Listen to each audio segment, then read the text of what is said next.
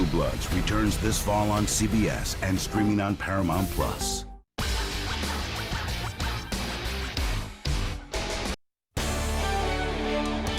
You're watching 59 News. 59 News at 11 starts right now. A motorcycle wreck leaves one person dead in one of our local counties. Welcome to 59 News at 11. I'm Rivers Upchurch. And I'm Kaylee Forey. An investigation remains active after a woman died in a motorcycle accident in Raleigh County yesterday. According to an incident report from the West Virginia State Police, troopers responded to a single motorcycle accident on Hinton Road. At the scene, they discovered the female passenger, identified as Catherine Ann Wortman, died at the scene as a result of her injuries. The driver of the motorcycle, Danny Franklin Workman, was taken to Raleigh General Hospital to be treated for his injuries. At this time, it is unclear whether any official charges have been filed. This is an active investigation. Stick with 59 News as we work to bring you more on this story. And the month of June was not a good month when it came to southern West Virginia. Yeah, especially the rainfall amounts that we saw. Over in Greenbrier County, the dry conditions affected river levels, and that had a serious impact on some local businesses. 59 News reporter Matt Cassida has more on the reactions from both local officials and local business owners who were affected by the dry conditions. June was a dry month for southern West Virginia, including over in Greenbrier County. According to data from the National Weather Service, the Greenbrier Valley Airport in Lewisburg only saw a little over 2 inches of rainfall for June. In comparison, the average is around 4 inches. Paula Brown is an official with Greenbrier County Emergency Management. She has been working for the county since 2009 and says she hasn't seen conditions this dry in quite a while. It's the worst one in a while. I mean, of course, we've had worse droughts, but we were routinely now starting to get calls for people with shallow wells going dry, and so they're looking for water supplies. The recent dry spell isn't just affecting wells, it's also affecting nearby rivers. Rivers along Greenbrier County, including the Greenbrier River, have dropped to low levels. This in turn affects businesses relying on the rivers for summer income. One such business is River City Bikes and River Adventures, which rents out kayaks and water tubes to visitors. Owner Jerry Canterbury says the levels on the Greenbrier River got so low they weren't able to put people on the water for a 10-day stretch. We had that stretch starting right there at about Memorial Weekend where we didn't get any rain for going on 20 days. And I just watched that river go from over 3 feet to right around 2 feet, which is where, again, it gets just unfloatable. For now, officials say the public can help by preserving water. And for local businesses, they hope relief comes soon. Don't wash your car every day.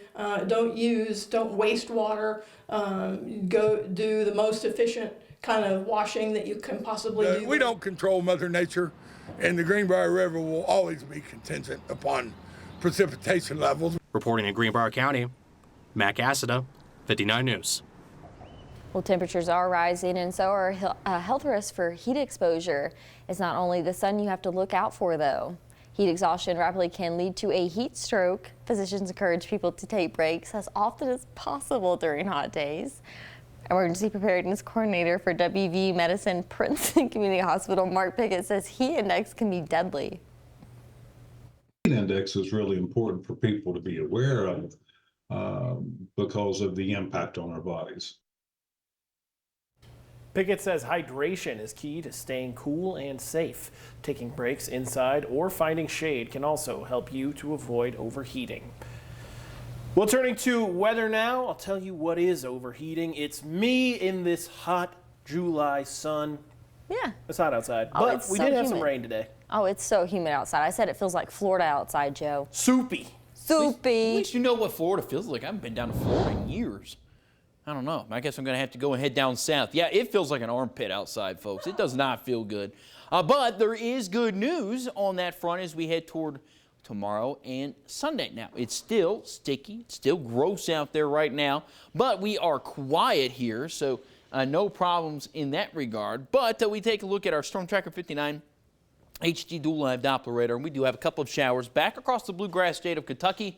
We'll see if those can hold together and hit our northern counties. Not really buying that here at this point. Many of us still in the 70s, the big 7-0 in Beckley, 69 in Hinton. Still not a very nice night out there for most. It is so humid, but there is good news for the weekend. We'll take a look at your full weekend forecast, talk about our next chance of rain coming up in just a few minutes. Rivers? Thank you very much, Joe. The summer heat brings tourists from all over the country to here in the Mountain State. Workers at Adventures on the Gorge are no strangers to the influx of visitors during the summer season. 59 News reporter Felicity Robinson visited Fayette County to find out more about the ins and outs of tourism and how the warm weather affects it. The sunshine and warm weather have been driving people to seek more activities outside as of late, especially during the summer months. Adventures on the Gorge employees are readily available to take on the rise of tourists visiting the state. One of the ways visitors beat the heat is with water activities. Field coordinator Molly McGone says the river is one of the top favorites in the area. We love to take folks out to do stand-up paddleboarding. We also have flat water kayaking. And the best part of being out on the river is you get to cool off. Anywhere is cooler than in town. McGone says the summertime also has the most foot traffic. She says she has also seen an increase in visitors since the announcement of Summersville Lake as a state park.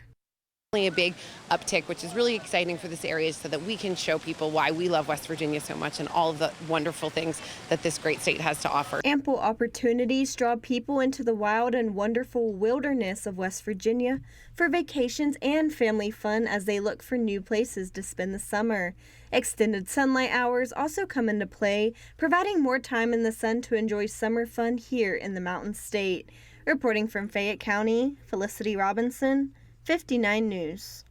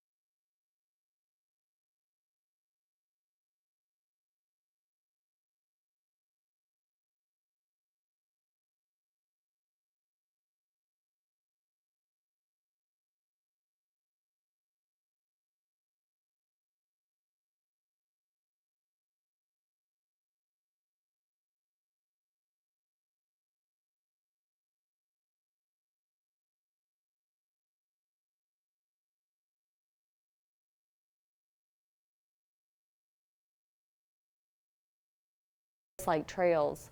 The department also made a quote saying, with the presence of deputies out in the Sheriff's Department UTV, it is our hope to make it safer for everyone, riders and the community while they are out enjoying their ride and hopefully prevent some accidents and senseless deaths from occurring.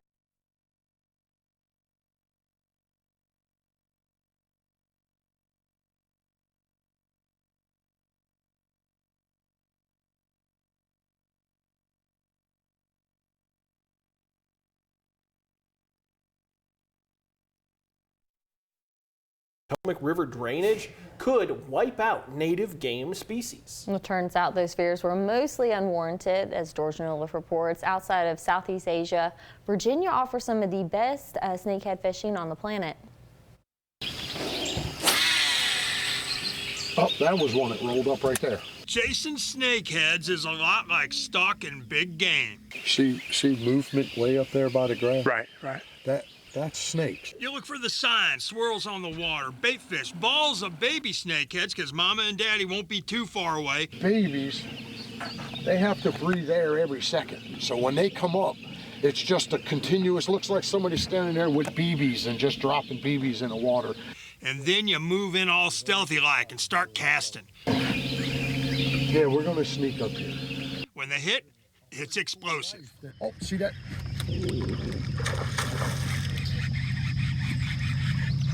Let's slow that down and see that again. That's a display of sheer power. Oh, they're a blast. When you could see that fish boil in the water and you throw your frog over to it, give it a couple little pops, and he just jumps right on top of it, you know? And it's just nothing but pure power from the time that hook set is there. Look, if you look down, look in the grass. That's Mike Salicki of Apex Predators Guide Service with a big snakehead on the other end of the line. Salicki's one of the top snakehead guides in Virginia. He brings that fish covered in weeds from where it tried to make an escape into the net. I always go behind and then turn the net up. These fish have a non-stop motor, and that one is angry. When it explodes, you'll never catch a fish better than this in such shallow water. The two sets of teeth, one like bass teeth, one like sea trout teeth. Then on the inside, you can see those molars. Critters, plastic critters.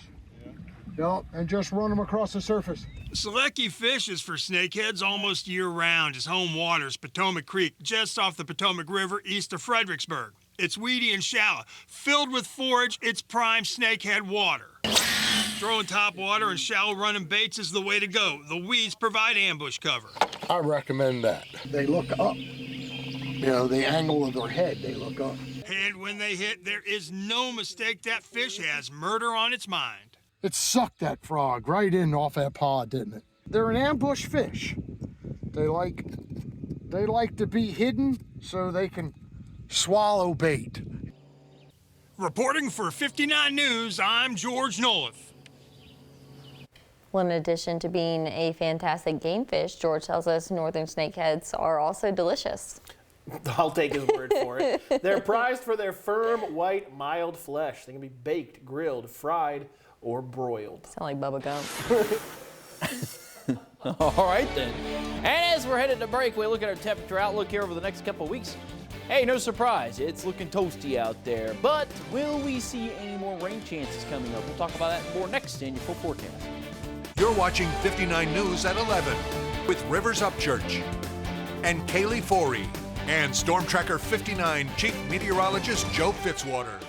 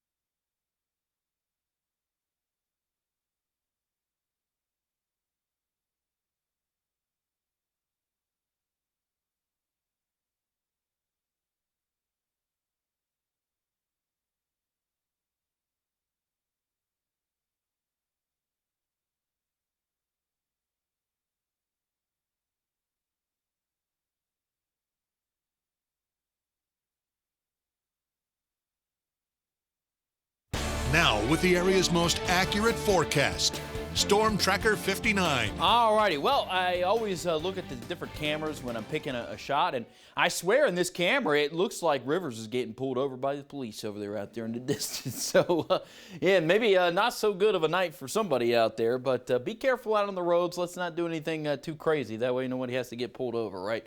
That's over on our Lewis Nissan camera over in Beckley right now. And we are seeing pretty quiet conditions. Just always give yourself a little extra patience if you're going to be out there tonight. We do have a couple showers back to the west across parts of eastern Kentucky. Those are working their way off to the east. Might scoot through some of our northern counties and, let's say, Fayette and Nicholas counties over the next couple of hours. But these are way below severe limits. Maybe a rumble of thunder at worst. Good sleeping weather if you ask me. 68 in Raynell, 69 in Lewisburg and Hinton and Union. Despite those temperatures slowly dropping, not so much of a nice evening just yet because, well, it kind of feels like an armpit out there still. And the good news is that will go away as we head toward later on tomorrow. We look at temperatures here as we work our way into the morning hours of our Saturday. Can hear Rivers laughing in the background. Temperatures are in the 60s here, and we will wake up in the 60s, warming up into the 80s here as we head into Saturday afternoon. 71 in Hinton, 71 in Welch tonight, 67 in Beckley. And there are those temperatures here for Saturday. We'll see plenty of sunshine, maybe a morning sprinkle, but that's gone by 9, 10 o'clock in the morning, and we'll see a general clearing pattern taking place in the afternoon. As the sun comes out, we pick up a breeze out of the west. That's going to give us lower humidity, so it will feel pretty nice as we head into the afternoon. Now, we look at our golf forecast. We were talking about during the 10 o'clock show that Rivers has been talking about going out golfing quite a bit here recently, but I haven't heard that man swing a golf club yet. And he's going to have an opportunity tomorrow, and so will you, because we're going to be seeing those temperatures around 80 degrees in the afternoon. The only issue tomorrow, really, a little soggy from some of the rain showers today.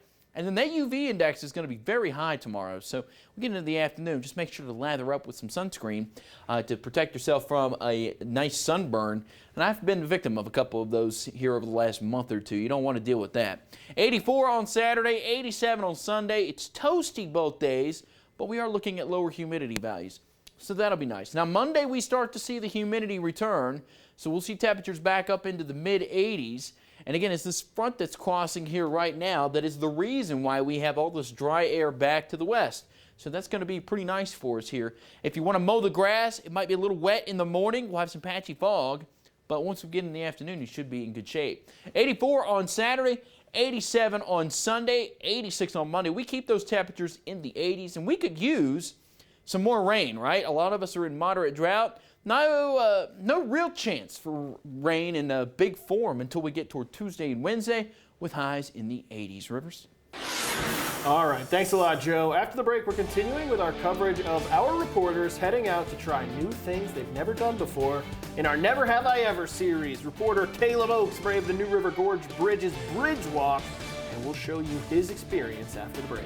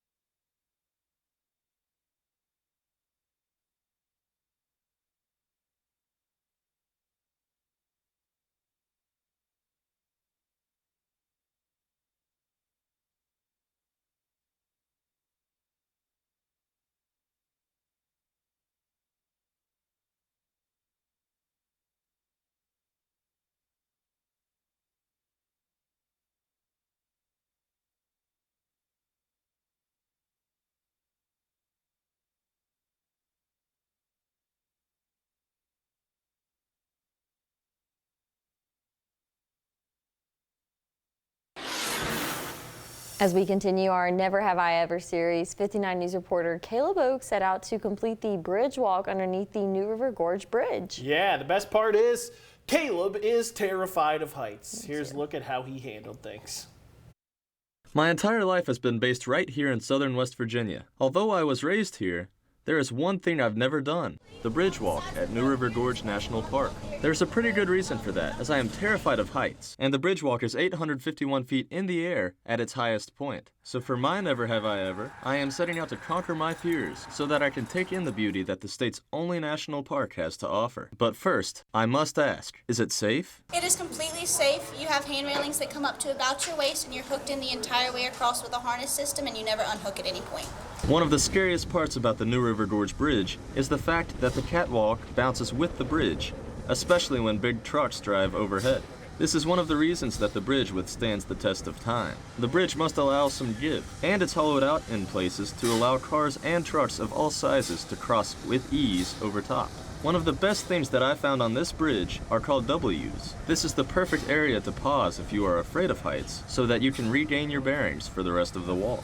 I also found out that if this landmark bridge was never constructed, the road that now takes only a minute to cross by car would be a 45-minute drive through the gorge. As I was getting settled into this bridge walk, our tour guide made an offer that would force me out of my comfort zone.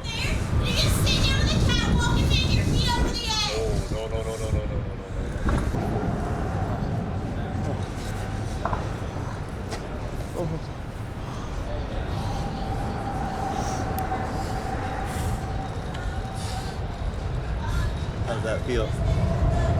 I think it's better than standing. I wish I could do the whole thing just on my butt. I really do. Let's go.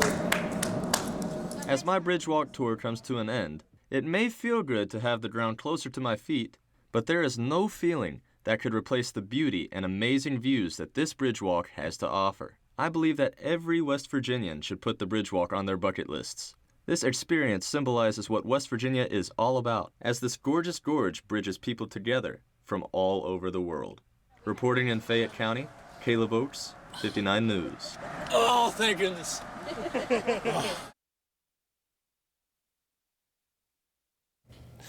You made it, Caleb. Wow. There's a great new opportunity for all you entrepreneurs out there looking to kickstart your business and start selling some amazing products. Small business owners are getting their chance to pitch their ideas for a chance to have their products sold on Walmart and Sam's Club shelves.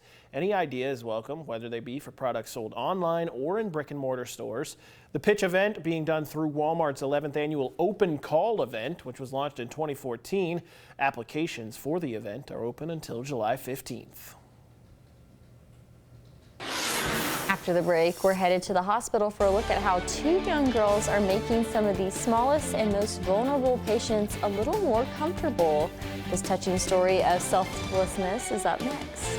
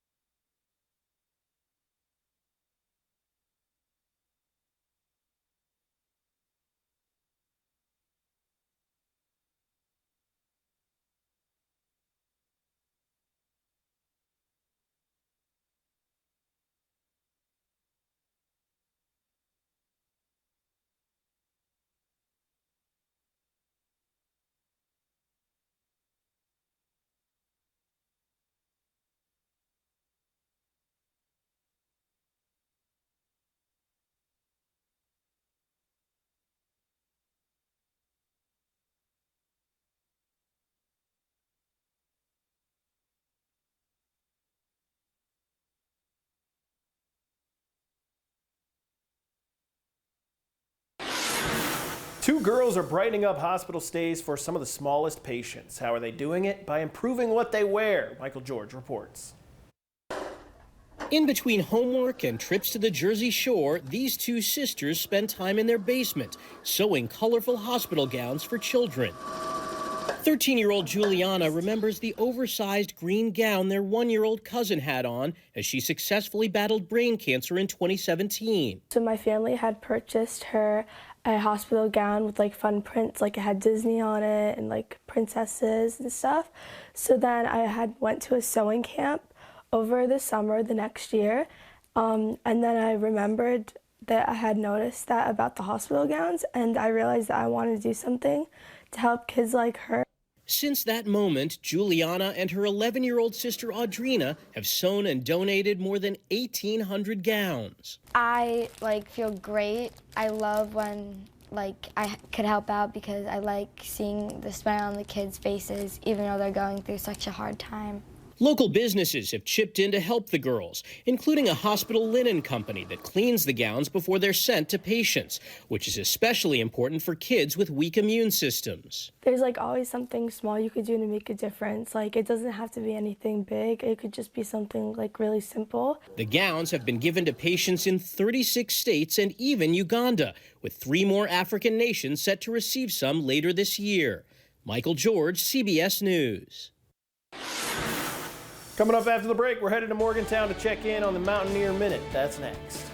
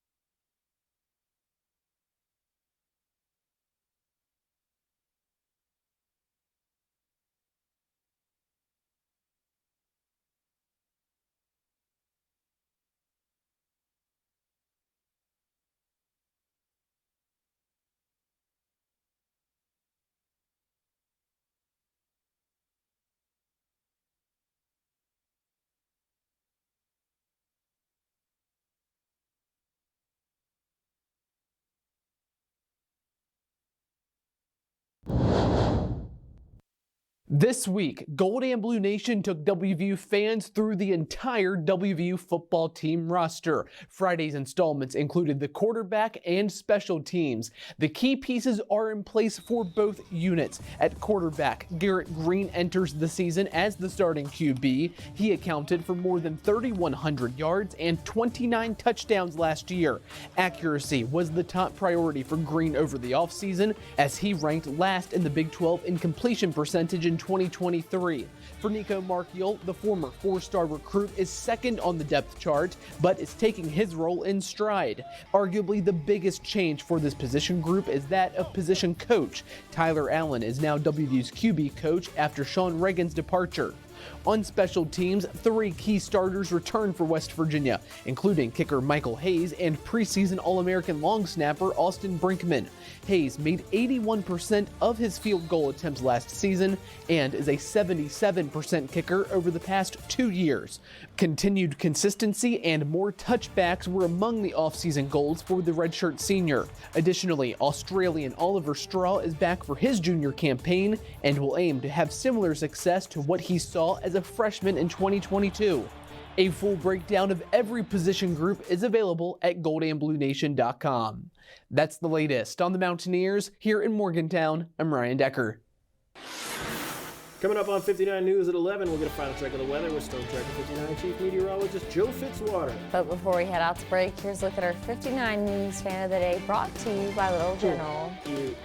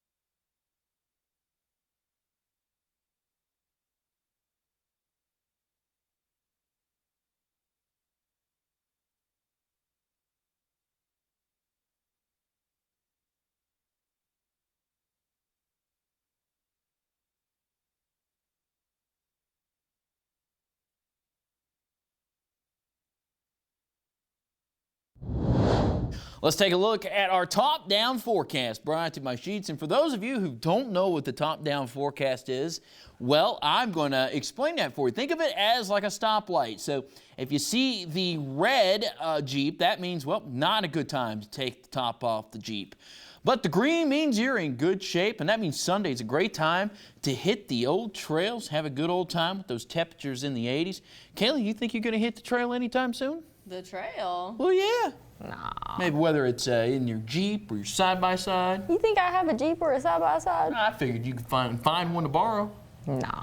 Oh, okay. All right. Nevertheless, yesterday we brought you the story of an Eagle ambassador named Regis who works with Three Rivers Avian Center to help educate the public about West Virginia's flying friends, the problems they face, and how you can help. Did you know you can visit the Avian Center in person? Yeah, Three Rivers Avian Center has public tour days on the first Saturday of the month until October. There you can learn all about Regis and other ambassadors. Yeah, public tours are from 1 in the afternoon until 5. So first Saturday of every month, that means tomorrow. Go out there. Or in 26 minutes today. Thanks for watching. We'll see you Monday. 26 minutes.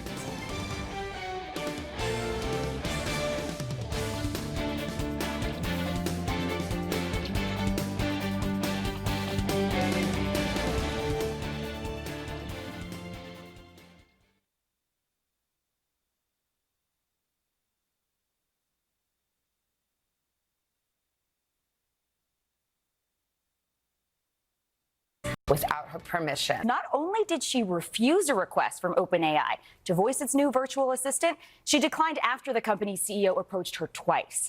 Now she says the company reluctantly agreed to take the voice they called Sky down only after she hired legal counsel. Scarlett Johansson may not be interested